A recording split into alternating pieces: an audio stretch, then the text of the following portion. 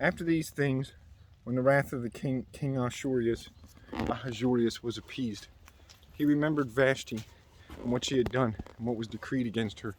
Then said the king's servants that ministered unto him, Let there be fair young virgins sought for the king, and let the king appoint officers in all the provinces of the kingdom, that they may gather together all the fair young virgins unto Shushan the palace, to the house of the women, under the custody of Haggai, the king's chamberlain, keeper of the women, and let their things for purification be given them, and let the maiden which pleaseth the king be queen instead of Vashti. And the king pleased the king, and he did so. Now in Shushan the palace there was a certain Jew, whose name was Mordecai, the son of Jair, the son of Shimei, the son of Kish, a Benjamite, who had been carried away from Jerusalem with the captivity which had been carried away with Jeconiah king of Judah, whom Nebuchadnezzar the king of Babylon had carried away.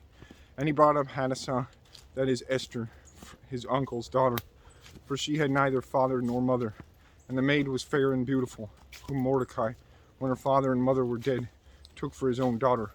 So it came to pass, when the king's commandment and his decree was heard, and when many maidens were gathered together unto Shushan the palace, to the custody of Haggai, that Esther was brought also unto the king's house, to the custody of Haggai, keeper of the women. And the maiden pleased him, and she obtained kindness of him, and he speedily gave her things for purification, with such things as belonged to her, and 7 maidens, which were meet to be given her, out of the king's house. And he preferred her and her maids unto the best place of the house of the women. Esther had not shewed her people, nor her kindred, for Mordecai had charged her that she should not shew it. And Mordecai walked every day before the court of the women's house, to know how Esther did, and what should become of her.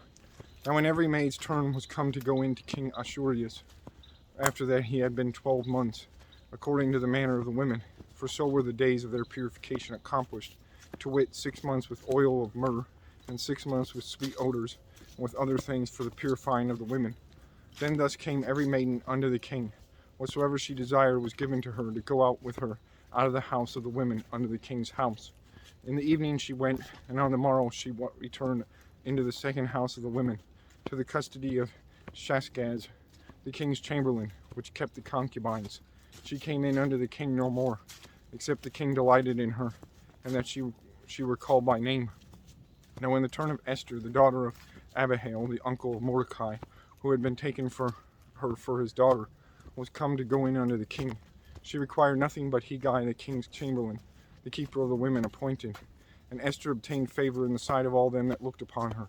So Esther was taken unto King Ahasuerus into his royal house in the 10th month, which is in the month Tebeth, in the 7th year of his reign. And the king loved Esther above all the women, and she obtained grace and favor in his sight, more than all the virgins, so that he set the royal crown upon her head, and made her queen instead of Vashti. Then the king made a great feast unto all his princes and his servants, even Esther's feast. And he made a release to the provinces, and gave gifts according to the state of the king. And when the virgins were gathered together the second time, then Mordecai sat in the king's gate. Esther had not yet shewed her kindred nor her people, as Mordecai had charged her. For Esther did the commandment of Mordecai, like as when she was brought up with him.